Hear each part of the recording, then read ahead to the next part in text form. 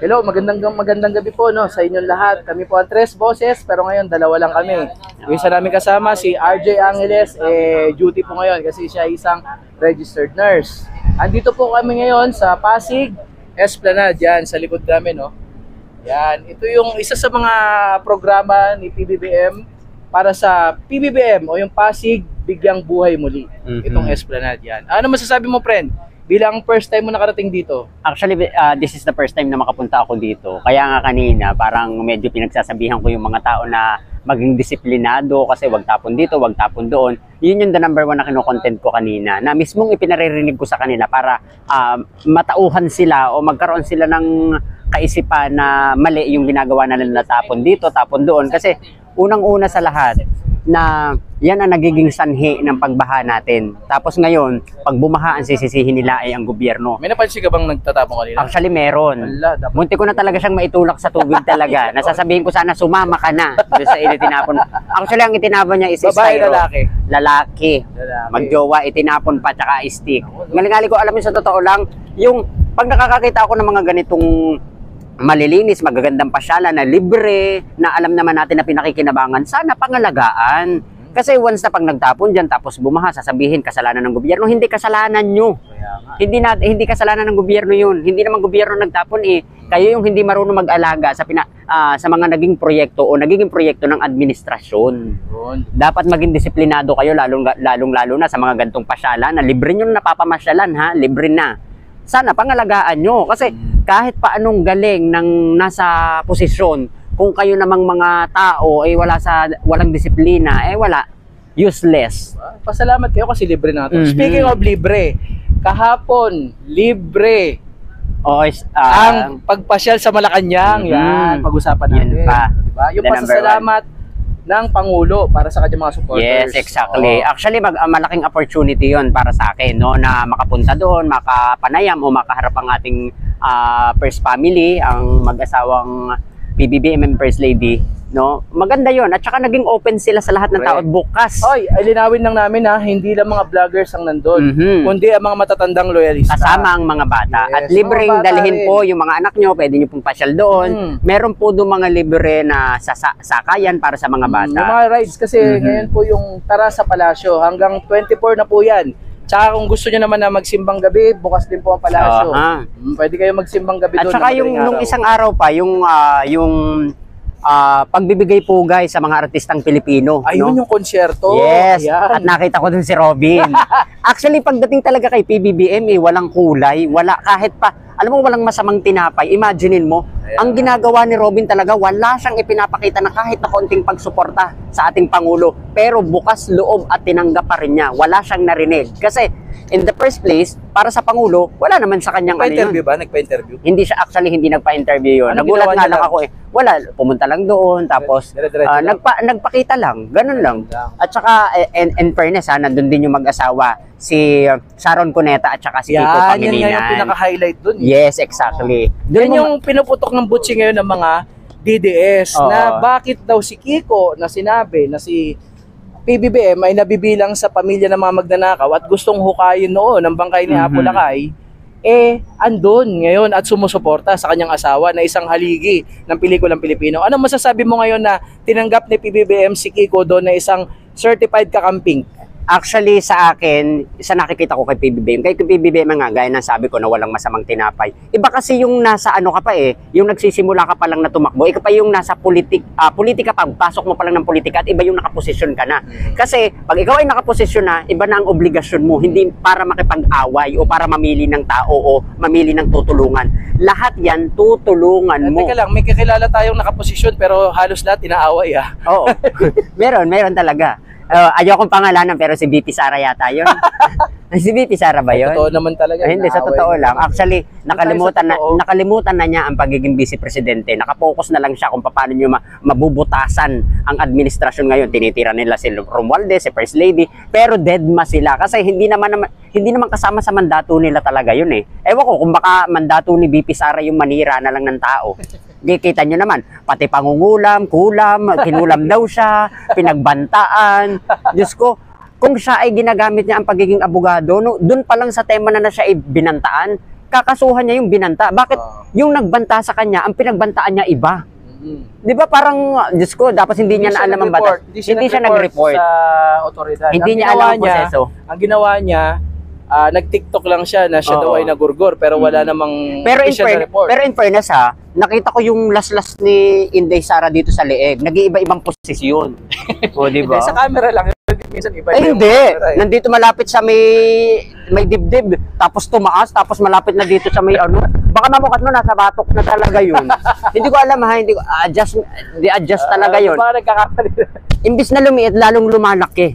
Ewan ko ha. Pero yung konsyerto kasi na yun nga, marami rin nagsasabi na konsyerto daw ng konsyerto ang Pangulo. Akala ba nila kailangan daw magtipid ngayong Kapaskuhan? Ang hindi na nauunawaan ng konsyerto na ito ay pagkilala sa mga manggagawa ng pelikulang Pilipino. Correct. Ito po ay hindi pagpapaparty lang. Hindi ito pagko-concert. At ito pa yan eh. May return of investment yan eh. Yes. Kasi pag gumanda ang pelikulang Pilipino, Tatangkiligin niya ng masa. Tatangkiligin ng masa, maaaring bilhin ng international market, magiging ito ay isang karangalan ng bansa at kikita tayo. So kaya ginagawa po ni PBBM itong mga pagkilala sa ating mga manggagawa. At hindi lang basta pagkilala, yun pasasalamat na rin yun. Kasi ngayon lang sa kasaysayan, ngayon lang nangyari yan. Nabigyang pansin at bigyang pugay.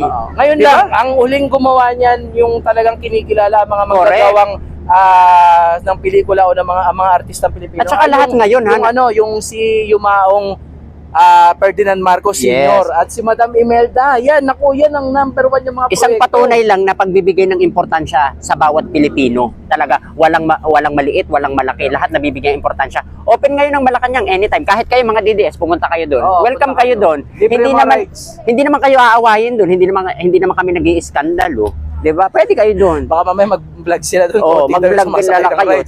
Pati yung mga rides, konti daw sasakay. Konti talaga sumasakay doon kasi bata lang ang sasakay doon. Kaya pwede sumakay doon kasi mga isip bata kayo. Pero ayun, gaya nga ng sinabi ko is, sa Pangulo, walang kulay yan.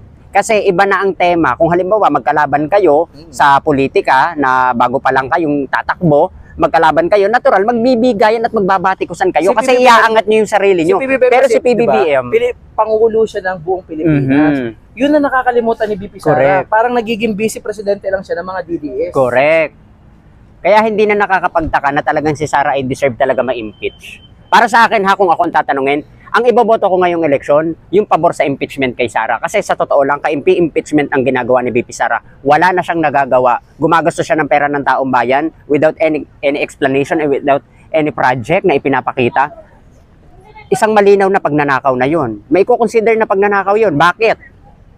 Kung hindi pagnanakaw yun, bakit hindi niya sagutin? Kailangan sagutin niya muna. Sagutin niya talaga yun. Kasi magiging perception niya ng mga tao, magiging opinion niyan na talagang winaldas niya yung pera. At saka ang tingin ko, kailangan sagutin niya yan sa pamamagitan ng pagharap at pagsagot sa mga katanungan ng mga Quadcom. At saka ito sa tingin ko, binubuksan nila yan, binubutasan nila ang PhilHealth para matakluban ang CF. Ayan, dahil sinabi mo na rin ang PhilHealth, di ba? Dumako tayo sa pinapakalat nila na ang PhilHealth daw ay wala ng pondo dahil sa zero subsidy. Ipaliwanag mo nga, kaibigan Francis. Ang zero subsidy kasi, ganito po kasi yan eh, kasi napakalaki na ng pera ng PhilHealth. Sobrang laki Magkano? 600 billion. Ala, napakaraming 600 billion. Imaginein mo, umaasa lang ang PhilHealth sa subsidy. Yun ang itinutulong nila sa mga mamamayang Pilipino. Bakit ayaw nilang galawin yung 600 billion? Kailangan yun. Kaya kailangan tanggalin o putulin muna ang subsidy. Kasi monthly, tumataas yan. Buwan-buwan kinakaltasan ang mga manggagawa pero hindi nakakapagbigay ng magandang serbisyo para sa mga tao. Bakit ayaw niyong galawin yung pera ng PhilHealth? Wala sa presidente ang problema pagdating sa PhilHealth. Nasa mismong PhilHealth ang problema. Kasi nakita yan ng bicameral committee na binubuo ng Senado at ng Kongreso. Kaya mas maraming nagdesisyon o pumirma na wag muna silang bigyan ng subsidy. Hindi ang tanong dito, bakit sa panahon ni Duterte hindi nasisilip yan? Imaginein mo, lumaki yan ng 600 billion. Bakit hindi ginagalaw ang pera ng PhilHealth? Umaasa sila sa subsidy. Naalala ko kasi sa PhilHealth noon, yung Parmali scandal eh. Pero siyempre hindi naman. Ay alam ko na yan. Okay. Yun ang naalala ko. Sige. Siguro kaya kasama yan sa Parmali. Kasi kinukonsider nila dati na kaya umutang si Digong ng 6.8 trillion because of the pandemic. Tapos naglabas naman ng statement ang PhilHealth na 247 billion lang yung na-cover. Imaginein mo, 6.8 trillion, tapos sasabihin nyo na lahat doon yung ginamit, pero naglabas ng statement ang PhilHealth na 247 billion lang, nakapag-turnover pa si Pinoy ng 1.3 trillion. O tapos uutang ka pa ng 6.8, equivalent 8.1 trillion ang inubos ni Duterte sa kanyang termino. Karamihan doon ay hindi mga mapaliwanag yes, exactly. na paggasta. At karamihan sa mga proyekto niya, kinlaim niya lang na nakaraang administrasyon. Pinagpatuloy niya. Magbigay nga kayo sa akin ng lugar na may pabahay si Digong. Sige nga, nasaan ang pabahay ni Digong? Kay Digong yung housing project, nasaan ang pabahay ni Digong? Daig pa siya ni Lenny, may pabahay kahit kahoy. Imagine niyo yun. Sa pamamagitan yun ng Angat Buhay Foundation. Angat Buhay Foundation na hindi pa siya pinondohan ng presidente. Humanap si Leni Robredo na mga private sector na mag-i-sponsor para meron siyang masabi na meron siyang maiiwan, meron siyang legacy sa pagiging vice-presidente. Si Duterte anong legacy? Gurguran Festival? So kung ako po sa ating mga kinaukulan sa DDSI, sa mga Duterte, lalong-lalo na kay VP Sara, mas maganda po na Madam VP na harapin nyo itong Quadcom. Huwag nyo po daanin sa pagtatantrums, ika nga ng mga huwag nyo i-divert. Dinadadivert kasi ang issue eh. So sagutin nyo po, kayo po ay abogada. Yung issue ay para sa kanya, dinadala niya sa iba. Kayo po ay may mandato ng sambayan ng Pilipino. Hindi naman po kayo husgahan dyan. Magiging kahusga-husga lang po kayo kapag hindi kayo humarap. Talaga. Diba? Isang malinaw na pagnanakaw kasi yun eh. Yun Isang malinaw na pagnanakaw yun. Yes, magiging opinion yun ng mga tao. Huwag po kayo, eto ha, sa ating vice-presidente panawagan ko, huwag kayo mau-open kung sabihan kayo na magnanakaw. Ang isang pera o ang pera ng taong bayan na gagastusin mo nang wala kang ipinapakitang resibo kung saan mo ginamit, isang malinaw na pagnanakaw yun. Magpapasa ka ng mga liquidation, mga peking resibo na nakapangalan kung kanino-kanino. I-accept natin na ano yon, Mary Grace Piatos, sige, gumamit kayo na Mary Grace Piatos for confidential fund. Nasaan yung pinirmahan? Nasaan yung record book? Kung sino talaga o kung tao ba talaga yun? Kaya, VP Sara, para mawala po sa isipan ng mga tao na iniisip na kayo po ay naglustay ng pera ng taong bayan, mas maganda po na humarap. Actually, nandun na sa punto na naglustay. Ang tanong dito, walang doubt pagdating dun sa paglustay kung saan ginamit. Actually, talagang lulustayin mo yan. Pero, yung pera ng taong bayan kasi, para sa taong bayan yan, hindi para sa sarili mong interes. Yung pera ng taong bayan, taksya ng taong bayan, dalhin mo at itulong mo sa taong bayan. Pinagkakatiwala yan sa iyo. Kung talaga po ito nagamit sa mabuting paraan, ipakita nyo po ang mga resibo, ipakita nyo po ang mga tamang papeles, tamang dokumento, upang patunayan po na kayo po ay hindi nagwaldas, kundi ginamit nyo po sa mabuting pamamaraan itong mga pera na ito ng taong bayan. Kaya, bilang pangwakas, uulitin lang namin dito sa Pasig Esplanade. Napakaganda ng lugar na ito. Ayan. Naku, wag po kayo magtatapon pag nandito kayo. Kanina si kaibigan Francis may nakita mo. Medyo nag-init lang yung punong tainga ko kasi dumaan ako, unang entrada ko, wow, ang ganda.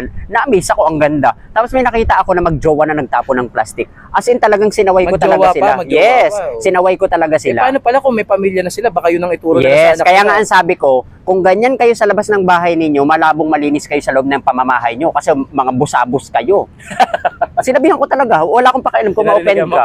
Talaga, kasi tapos ngayon, pag halimbawa, nagtapon, gagayahan kasi yan ng gagayahan hanggang sa dumami naman dumami, hahanapin si flood control, sisisihin ni gobyerno, pero sila may kasalanan. Disiplina kasi, nakakapamasyal ka na ng libre. Pinapaganda itong Pilipinas para sa taong bayan, hindi para kung kanino, tapos dudumihan mo lang. Alam nyo ba na itong Pasig Esplanade ay world class? It is comparable to the Venice. Yung mga yung mga pailaw, di ba? Balak pa nga lagyan ko ng mga bangka as mode of transportation. Correct. Pero titingnan natin, malay nating lahat, di ba, magawa yan sa panahon ni BBM kasi ngayon nadudugtungan yung mga actually kulang ang 6 years. Kulang ang 6 years. Alam mo, hindi din naman ako pumabor dun sa extend. Siguro baguhin na lang yung 1987 Constitution na magkaroon ng re-elect ang presidente na pwede pa ulit tumakbo. Para challenge ko na rin yan sa mga DDS kung talagang malakas si VP Sara. Go! Apurbahan nyo at isulong natin ang 1987 Constitution na mapalitan. Palitan ng para magkaroon ng re-elect. provision na Oh, pwede yes. na magkaroon ng election. Yes. Ang extension, hindi maganda yun. Hindi kasi- maganda ang extension kasi parang ano yun eh, parang may pagka-diktador. Mas maganda Oh, through diba? election. Mas maganda, Para tingnan natin, dadaanin diba? pa rin natin sa election. Magkaroon, baguhin ang 1987 Constitution at kung kiniklaim ng mga DDS na sila ay malalakas, o di labanan nyo si PBBM. Correct. So yan maraming salamat po. Ito po yung una naming episode para sa Tres Boses. Tres po kami, tatlo po kami. Busy Nasa lang, duty busy lang. Busy lang isa. Mhm. Si RJ Angeles. Lagi po kayo mag-iingat at sa susunod po na pag-arangkada ng Tres Boses.